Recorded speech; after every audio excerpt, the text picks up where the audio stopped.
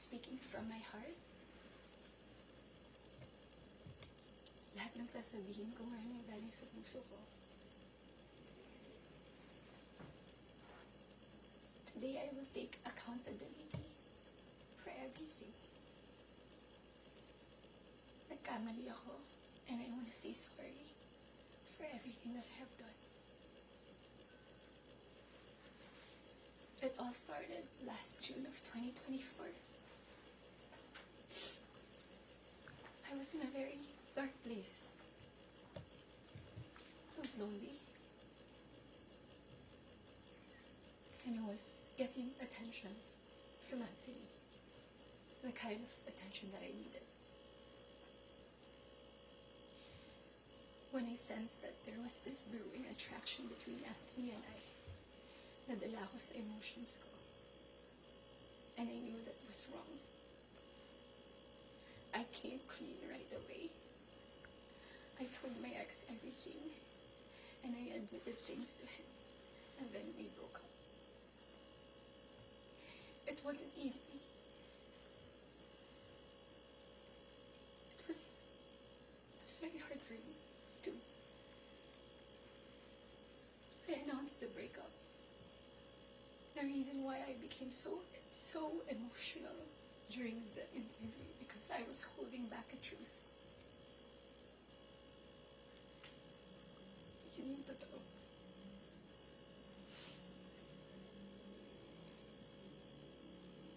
I wasn't really able to simmer down.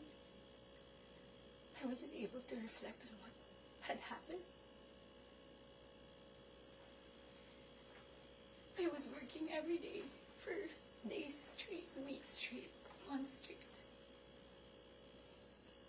Bago nagsimula yung mga daming trabaho namin, I told Anthony that I broke up with my ex. And he also said the same thing.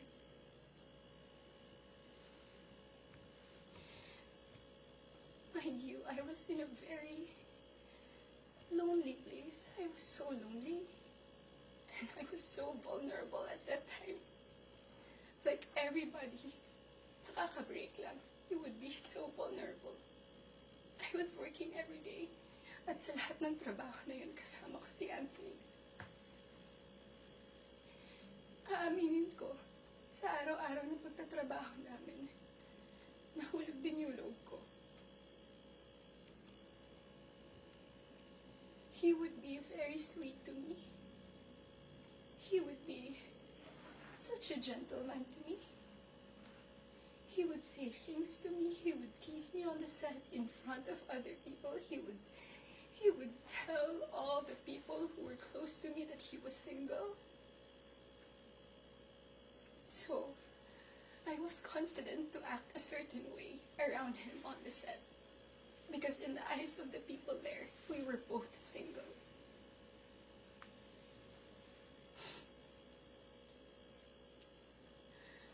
Araw-araw kami nagtatrabaho, and September came. We went to Italy for our shoot sa teleserye namin na Incognito. And doon nag-start na naging deep yung pagkakilala namin sa isa't isa. I really fell. Nung pauwi na kami ng Italy, it was my birthday. And we were stuck at the airport the whole day. He would say things to me that are sweet. He would say promises. We would tell promises to each other. And then nung pauwi na ng Italy, I felt so happy that I had to post something on my IG story just to appreciate him during that day. And then pagka-uwi ko, I think that the next 2 days, I saw a post or reposts ni Jam on TikTok. Nakita ko lahat yun. And at that time, yung time frame na yun, nasa screenshots din na nangamusta ako. I said, kamusta si Jam? Nangumusta ako kay Jam. It wasn't because dahil alam ko na sila pa. Dahil alam ko na she was going through something and Anthony had to take care of her. But at that time, nagtatrabaho pa rin kami and he would still be the same way to me. I would ask him. God knows I asked him. Nagkabalikan ba kayo? He said no. Do you still love her? He said no. He would say things na ako yung gusto niya and all. I really asked him so many times. And then the first wave of bashing on TikTok. Masakit yun para sa akin. I asked him, when are you gonna release a statement na wala na kayo? When? Because in the eyes of the public, you are taken. But I know that you're not. And you would be very sweet to me. When are you gonna release a statement? He would tell me he was waiting for the right moment. I didn't want to be pushy. I didn't want to aggravate things. So I waited and kept quiet. Because it wasn't my story to tell anyway. I kept quiet.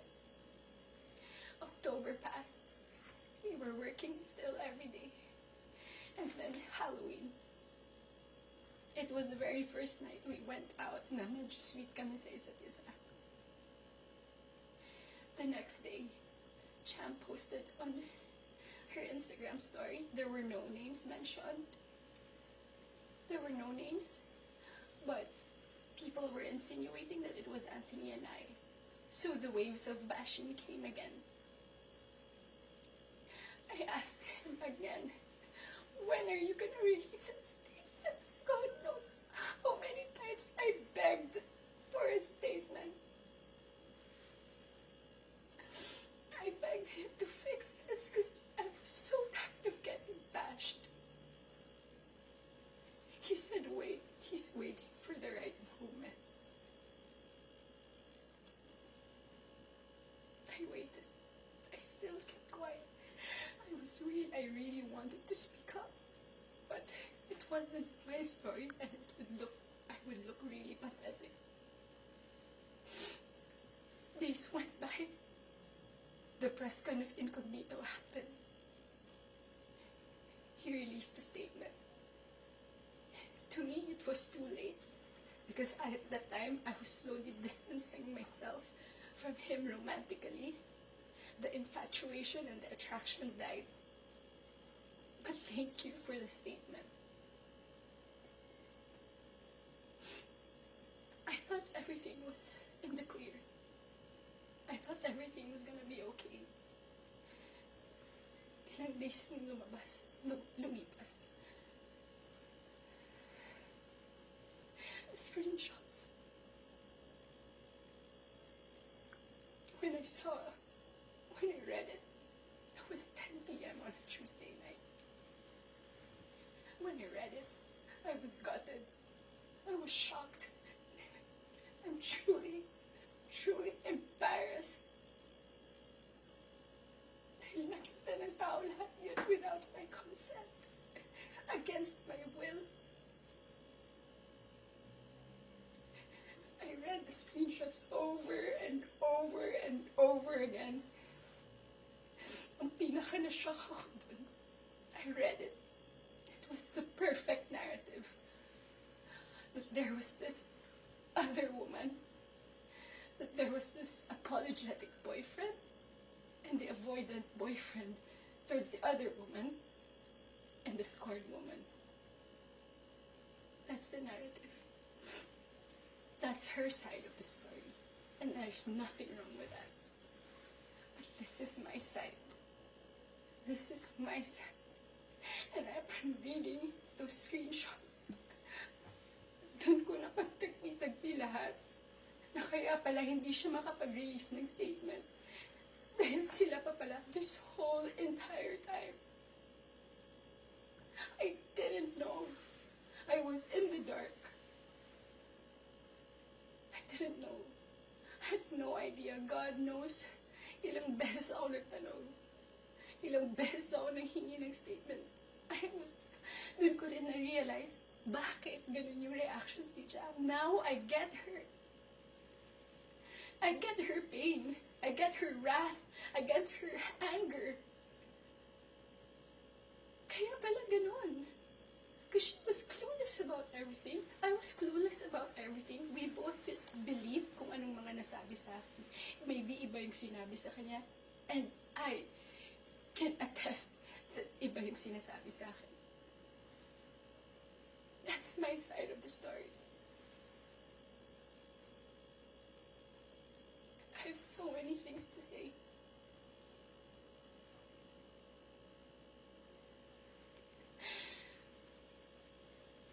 Hindi ko ako makapaniwala. Papahinga pala ako ganito sa buhay ko. So to the public, I am sorry that you got to see that very intimate side of me. Ganun talaga ako pag nagbigay ng pagmamahal. It was supposed to be private. It was supposed to be a private, intimate thing. I'm sad. I'm sad na nakita yun ng tao. And yes, I don't want to play the victim here. Nagkamali din talaga ako. And I want to say sorry to those people I have hurt. I reached out to Jam last November. I did not get a reply. I think that was last November. Because I wanted to know what's up. So, I'm sorry.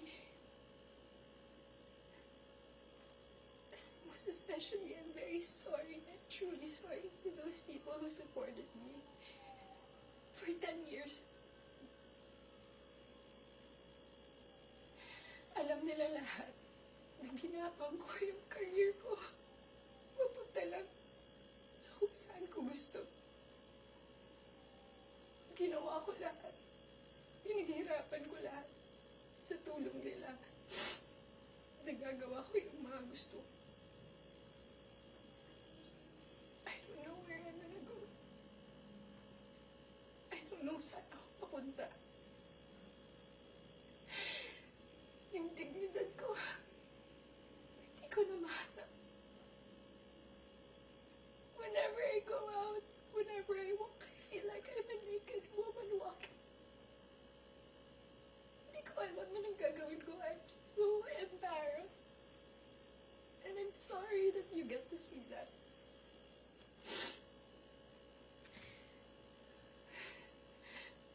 But I can assure you, tuloy pa rin ako. Tuloy pa rin ang laban. Magtatrabaho pa rin ako kahit mahirap.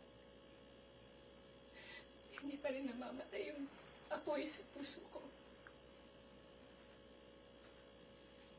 I'm still looking for that little girl inside of me. It's hard to look for her now, but someday I get to find her and I will be able to hold my shadows. What you saw was not a perfect human. I'm far, far from being perfect. What you saw was a human being.